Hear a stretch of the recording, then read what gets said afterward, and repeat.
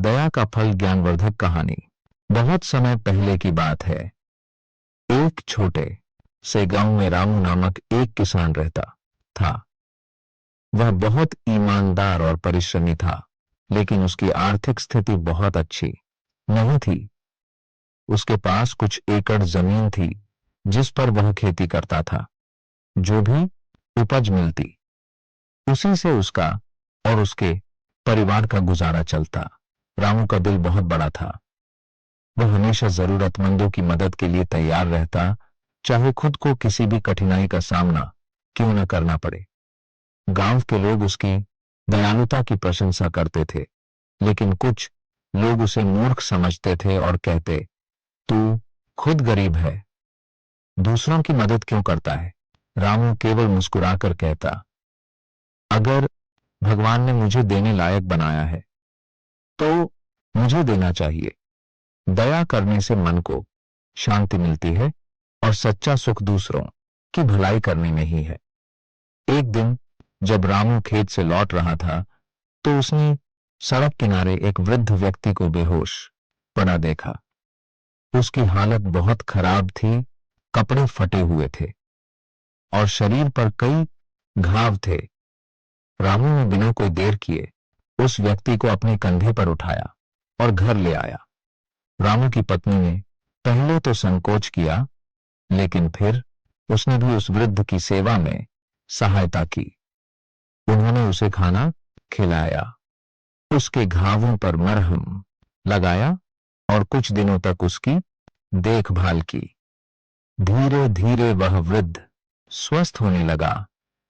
जब वह पूरी तरह ठीक हो गया, तो उसने रामू से कहा, बेटा, तुम बहुत अच्छे इंसान हो। तुम्हारी दयालुता का मैं नहीं रहूंगा, लेकिन मेरे पास तुम्हें देने के लिए कुछ नहीं है सिवाय आशीर्वाद के। रामू ने मुस्कुराते हुए कहा, बाबा, आपके आशीर्वाद से बड़ा कोई धन नहीं। मैं सिर्फ यही चाहता हूं कि आप स्वस्थ रहें। वृद्ध ने उसे आशीर्वाद दिया और वहां से चला गया। कुछ दिनों बाद रामू अपने खेत में हल चला रहा था कि अचानक हल किसी चीज से टकराया। जब उसने वहां खुदाई की, तो उसे एक बड़ा सा घड़ा मिला, जिसमें सोने और चांदी के सिक्के भरे हुए थे। रामू यह देखकर चौंक गया। उसने सोचा, यह खजाना कहां से आया? यह तो किसी और का भी हो सकता है। रामू ने गांव के मुखिया के पास जाकर उन्हें पूरी घटना बताई। मुखिया ने गांव के बुजुर्गों के साथ विचार विमर्श किया और कहा, रामू, यह खजाना वर्षों से जमीन में दबा हुआ था। यह अब तुम्हारा है, क्योंकि ईश्वर ने तुम्हें ही इसका अधिकारी बनाया है। रामू को अपनी किस्मत पर विश्वास नहीं हुआ। वह बहुत खुश था, लेकिन उसने अपनी संपत्ति का उपयोग केवल अपने लिए नहीं किया। उसने गांव में एक कुआं खुदवाया, गरीबों की सहायता की और अपनी जमीन को और उपजाऊ बनाया। कुछ महीनों बाद वही वृद्ध व्यक्ति फिर से गांव आया और रामू से मिलने पहुंचा।